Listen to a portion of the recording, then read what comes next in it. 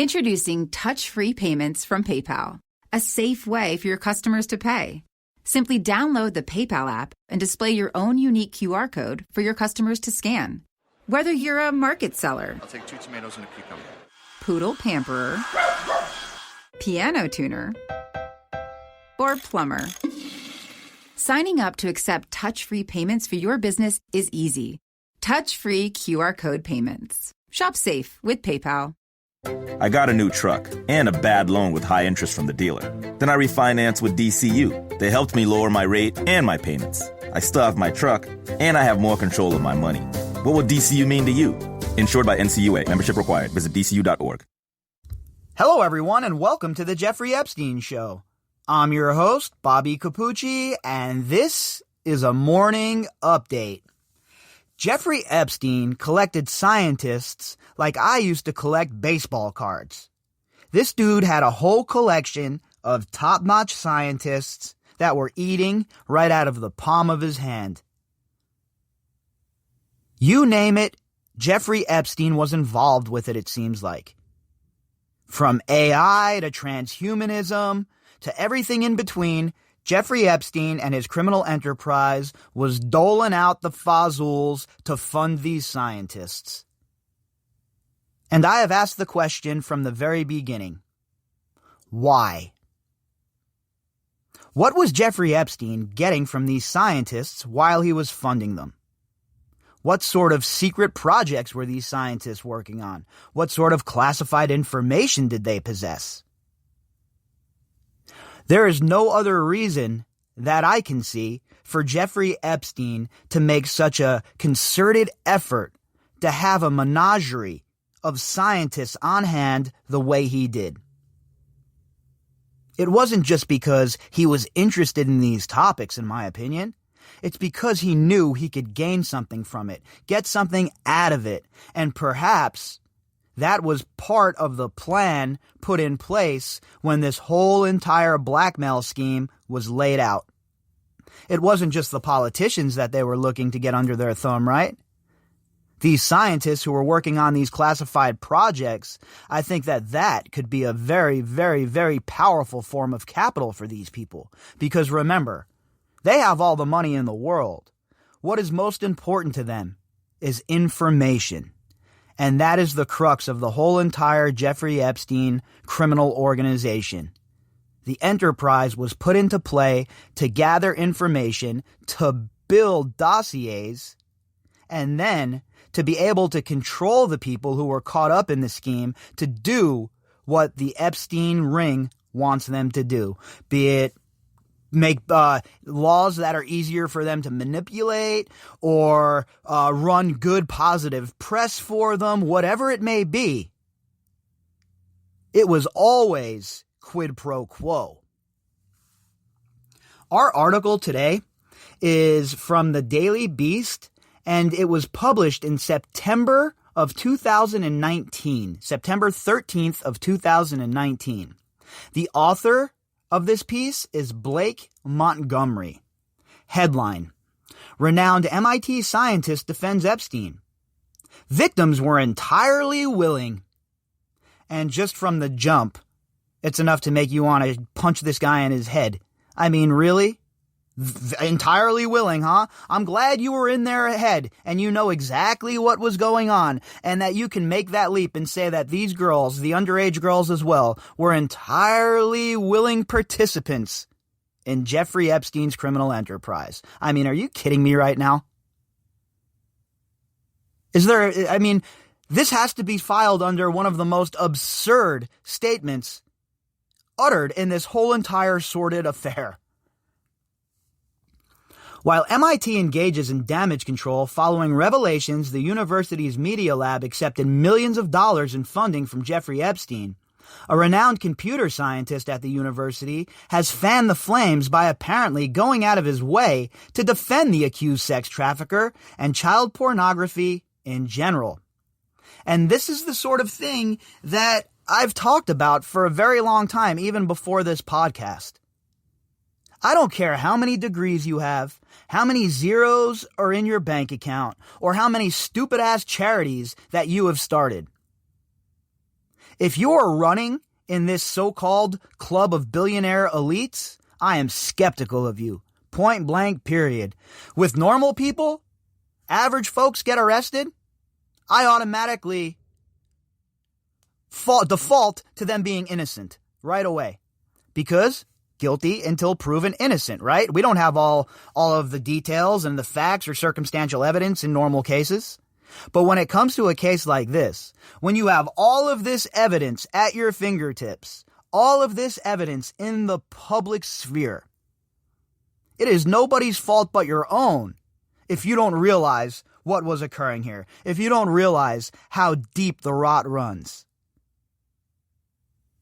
And people like Richard Stallman, who defended Jeffrey Epstein's actions and defended child pornography in general, these are people who should have no place at the table. There is no place in society for people like this, in my opinion, because if you're defending it, well, I don't think it would be too much of a step for you to be participating in it. Richard Stallman has been hailed as one of the most influential computer scientists around today and honored with a slew of awards and honorary doctorates, but his eminence in the academic computer science community came into question Friday afternoon when purportedly leaked email excerpts showed him suggesting one of Epstein's alleged survivors was entirely willing. Can you imagine being that tone deaf? Can you imagine having that sort of mindset? That you would think that one of these girls is entirely willing when they're being coerced by somebody like Ghislaine Maxwell and Jeffrey Epstein after a lengthy grooming process. How in the world can a man with all of these higher education accolades, with all of these honorifics, with all of these degrees, with supposedly such a smart man, how can he be so damn dumb?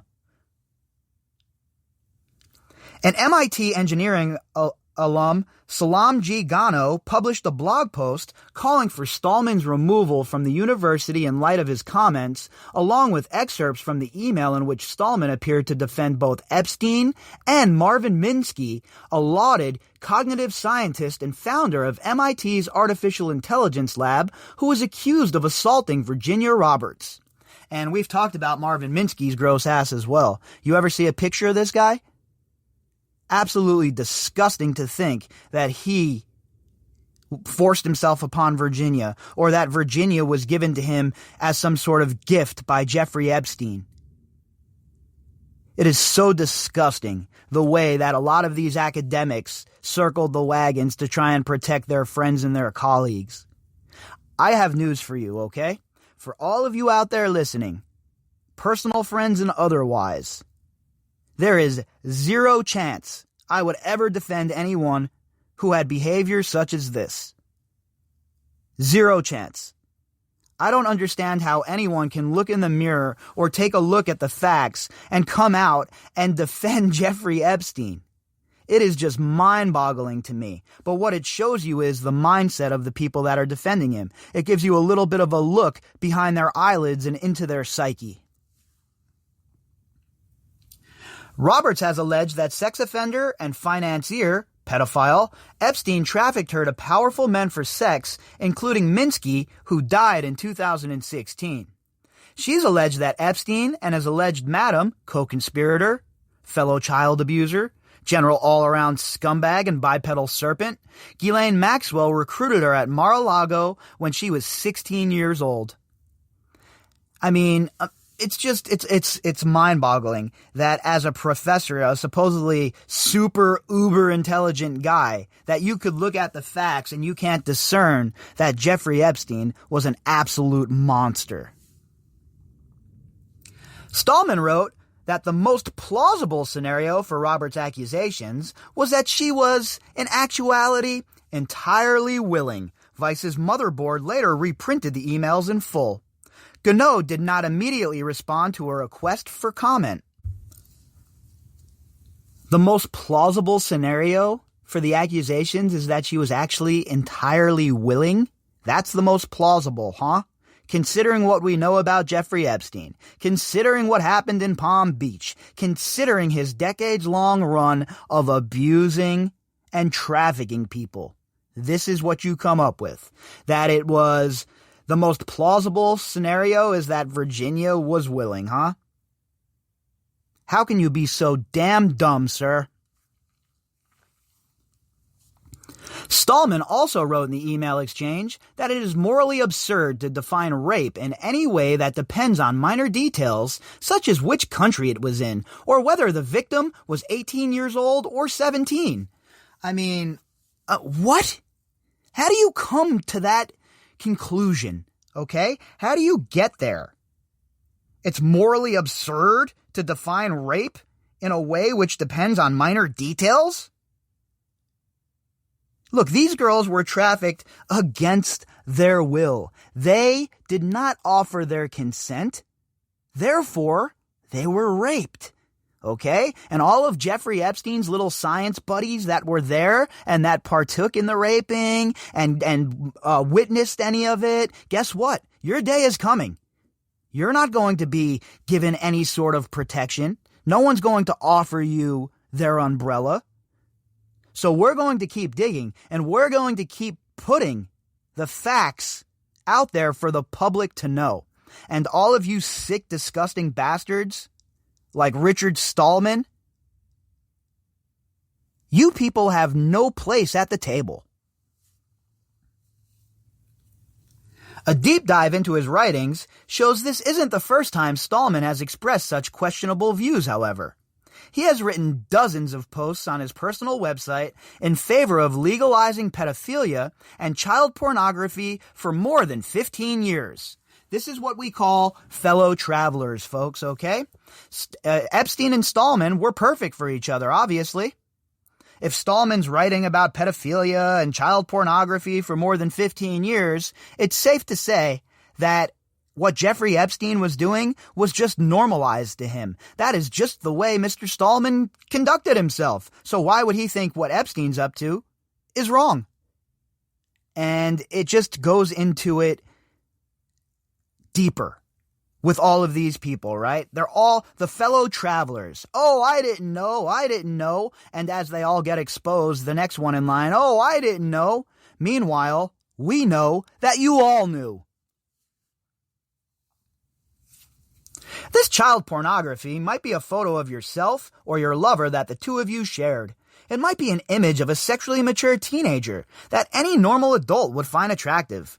What's heinous about having such a photo, Stallman wrote in 2011 on his personal site stallman.org, in an argument in favor of Congress limiting laptop searches at the U.S. border? Well, I don't know about the laptop searches at the U.S. border. I think that's for a different discussion, obviously, for a privacy discussion. But if you're using that as the genesis of your argument, that's where you're basing your argument out of. I don't think that it holds weight. I mean, so your whole entire argument, you're basing your whole entire argument on the fact that your computer might get searched at the border? What does that even mean? Basically, what Stallman is trying to say here, in my opinion, is, look, bro, I don't want you on my computer because I have pictures of young girls and young kids on my computer. It's basically what he's saying, in my opinion. Stallman currently works as a visiting scientist at MIT, according to the website of the university's Computer Science and Artificial Intelligence Lab, and as the president of the Free Software Foundation, which he founded in 1985. And again, it seems like every time we talk about these sick-ass scientists, they're all involved in like AI, transhumanism, and all this other weird-ass shit. I don't trust the scientific community as far as I can throw them, folks. I'll just be straight up about it. It is filled with liars and deceitful people. Just take a look at the WHO. Stallman has been seen as a pioneering computer scientist for decades, especially in his creation of and advocacy for new kinds of freely available software. Much of his work underpins modern computer science. He's worked at MIT on and off since the 1980s, and he spoke at a Microsoft Computer Science Research Center just last week. The Free Software Foundation, Microsoft and MIT did not immediately respond to requests for comment on Stallman's remarks. Well, why would they? They don't want to get themselves dragged into that, right? I mean, what Stallman said is just beyond the pale. This is a man that should have to answer for what he said and answer for any sort of relationship he might have had with Jeffrey Epstein. If a guy's writing how child pornography is okay and all this other jazz is acceptable, well, I think that a deeper look into his relationship with Epstein most certainly is on tap.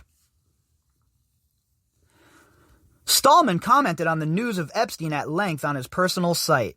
In April of this year, the programmer wrote of one story, "I disagree with some of what the article says about Epstein. Epstein is not, apparently, a pedophile since the people he raped seem to have all been post-pubertal.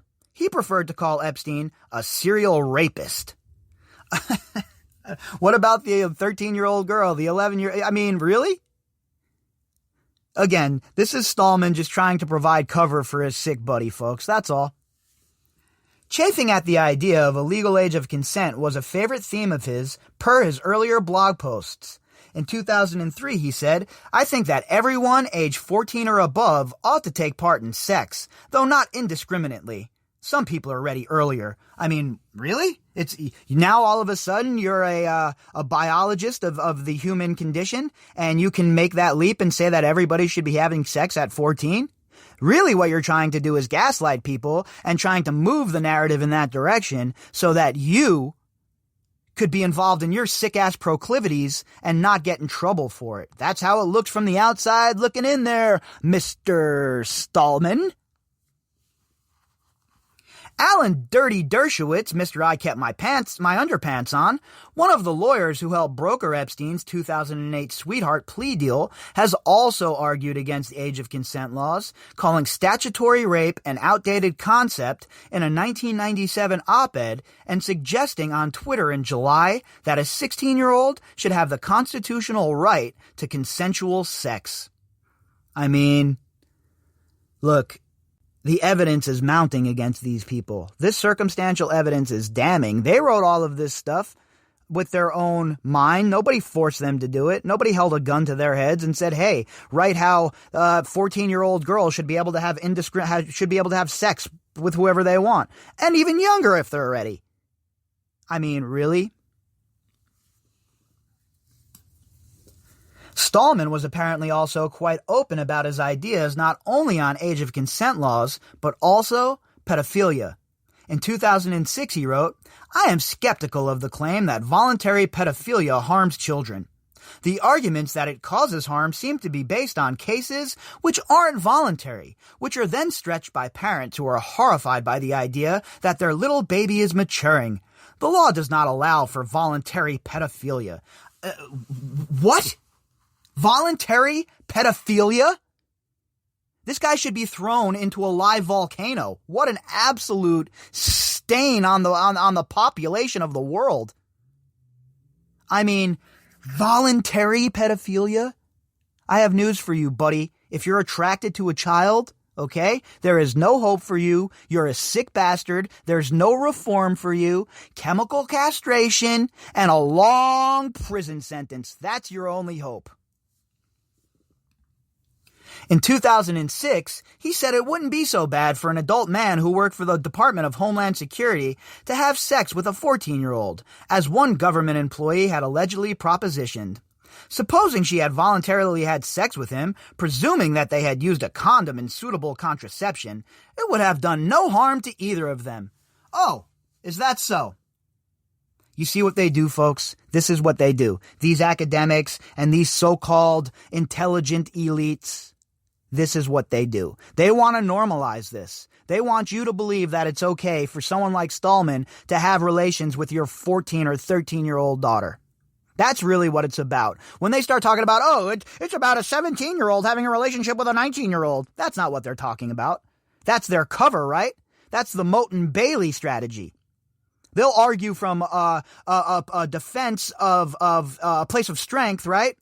And just argue that whole entire case, but really what's going on is They're talking about having sex with 14-year-olds and 12-year-olds. That's what they're getting at. That's what they really want.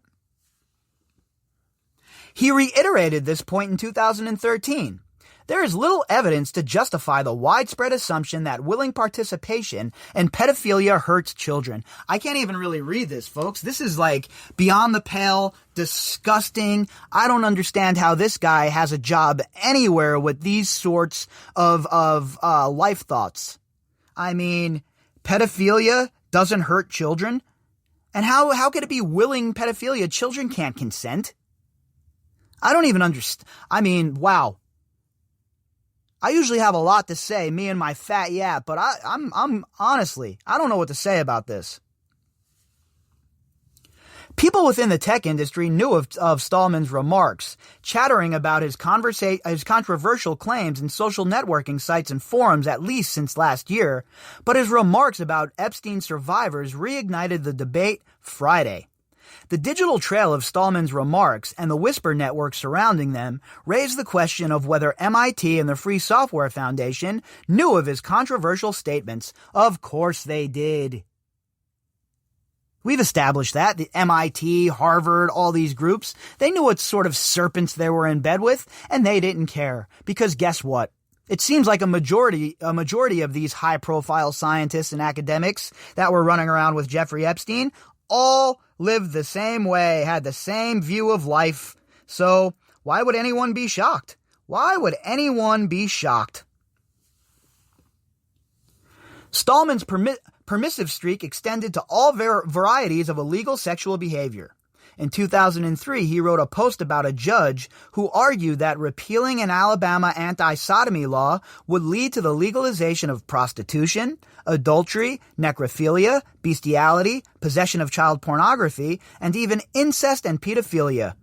The computer scientist responded, "All of these acts should be legal as long as no one is coerced. They are illegal only because of prejudice and narrow-mindedness." So again, that gives you a little bit of a look into the psyche of Richard Stallman. It shows you the kind of things that he thinks are okay, and it gives you an idea of just how sick and twisted this man is, obviously. Stallman extended his argument to say that internet censorship is worse than child pornography. What? Internet censorship is worse than child pornography?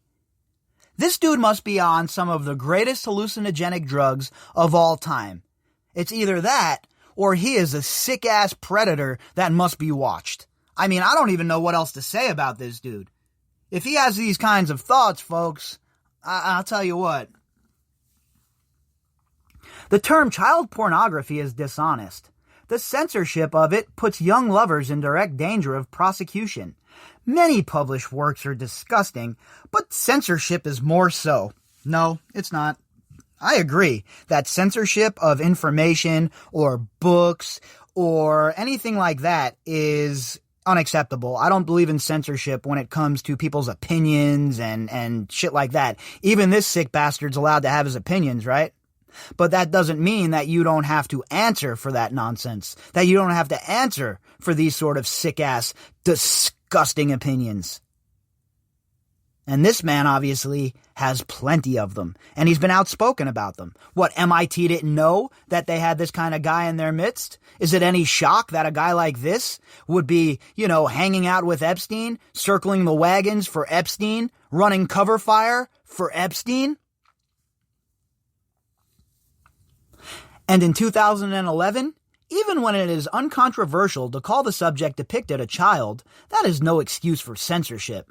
Having a photo or drawing does not hurt anyone. So, and if you or I think it is disgusting, that is no excuse for censorship. It's illegal, you dumb idiot, okay? Stay away from the kids. Stay away from the children. Mr. Stallman. I can't even believe that this guy hasn't gotten more play for these statements. I mean, this is all the way back in 2019 this guy made these statements. It is unconscionable, in my opinion, that he has any sort of place within a school, around girls, or young kids. I mean, really? MIT has been rocked in recent weeks by scandals arising from its connections to Epstein. The director of the vaunted MIT Media Lab, Joy Ito, resigned after the New Yorker reported he accepted more money from Epstein than he disclosed, and that he had concealed the donations from both the university and the public. The president of MIT, L. Raphael Reif, ordered an independent investigation which revealed that he, too, had taken part in hiding Epstein's donations. Reif is facing calls to step down after acknowledging that the Media Lab accepted funds from Epstein long after his 2008 conviction for soliciting a minor for prostitution, with Reif's own signature found on a 2012 note thanking Epstein for his generosity to the university. And we covered all of that previously, the MIT connection, them taking money from him, Epstein having pretty much run of the facility. And again, I asked then the same question I will ask now. What was Jeffrey Epstein doing with all of this information that he was collecting from his menagerie of scientists? Where did this confidential information go? Who did he give it to? And why? But one thing is for certain.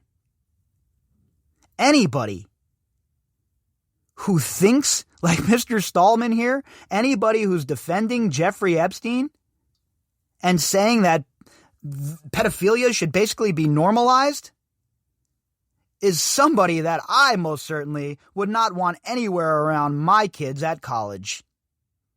If you'd like to contact me, you can do that at Bobbycapucci at protonmail.com. That's BOBBYCAPUCCI at protonmail.com. You can also find me on that giant, festering, oozing cesspool of Twitter at BOBBY_CAPUCCI. All of the links that go with this episode can be found in the description box. All right, everybody, we'll be back later on. Call 1-888-FARMERS to switch, and you could save an average of $470 on your auto insurance. That's a lot of money in just a few minutes. With savings like that, you could be lounging on an impractical amount of ornate and overpriced throw pillows you bought for your couch. But you won't, because you're better with money than that. That's why you're calling us in the first place. Call 1-888-FARMERS to get a quote today. We are farmers. Bum, bum, bum, bum, bum, bum. Based on average nationwide annual savings survey data July to December 2020. Underwritten by Farmers Truck or Fire Insurance Exchanges or affiliate. Products not available in every state. For the ones who know safety isn't a catchphrase, it's a culture. And the ones who help make sure everyone makes it home safe.